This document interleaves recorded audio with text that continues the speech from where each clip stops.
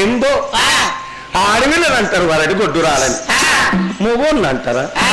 ఏడబెట్టు మొగోని పుట్టుక రాజ పుట్టుక, అదృష్టహీనమైన పుట్టుక. ఈ మొగోడు పుట్ట కోతి పెట్టుకుని 7 ఏళ్ళ దాకా తిరిగి రాని హచ్చిన దొరలెక్కని ఇంట్లో కట్టాడు, రాజుల ఇంట్లో దొత్తాడు, వానికి ప్రతి ఒక్క నమస్కారం పెడతాడు. ఏ ప్రశ్నే అని అంటారు. అదే పెద్దదైన పిల్ల ఒక్క రోజు గిట్ట కలవనకపోయిన తల్లి కలవానవ, తండ్రి కలవానవ, తోడబుట్టిన కల్ల కలవానవి. చూడు 7 ఏళ్ళు మొగోడు అనగడపోతే 7 పెట్టు సూపర్.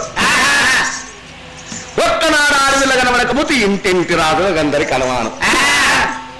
ఆ బ్రహ్మదేవుడు మోసగాడు కాదా? ఆడవిల్లకు రాతనా, మొగోనికొక్క రాతనా?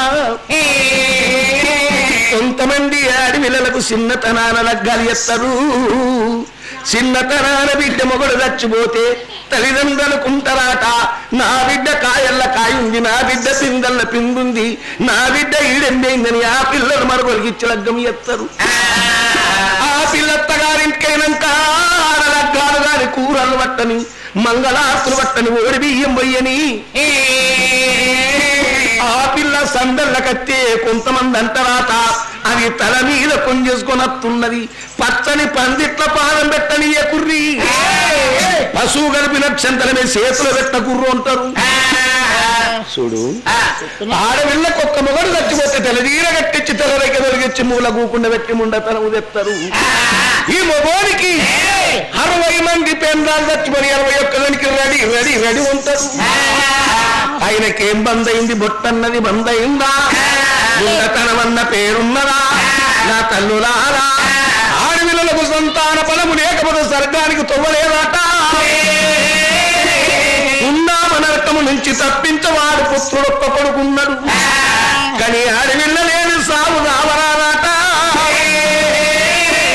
సొన్నాయి లేని నగ్గమాడరాదట. ఒకనాడు కాకుండా ఒకనాడు నా కొడుకు ఇండ్లు కట్టుకొని ఇండ్లలో పోతాడు. మంగళహారతి వట్ట, కూరాలు పెట్ట, ఇంకో పిల్ల పాదాలు నేను ఒక్కన్నా. చూడు పరాయి పిల్లతో కూరాడు పెట్టించుకొని ఎన్ని మాటలంటది.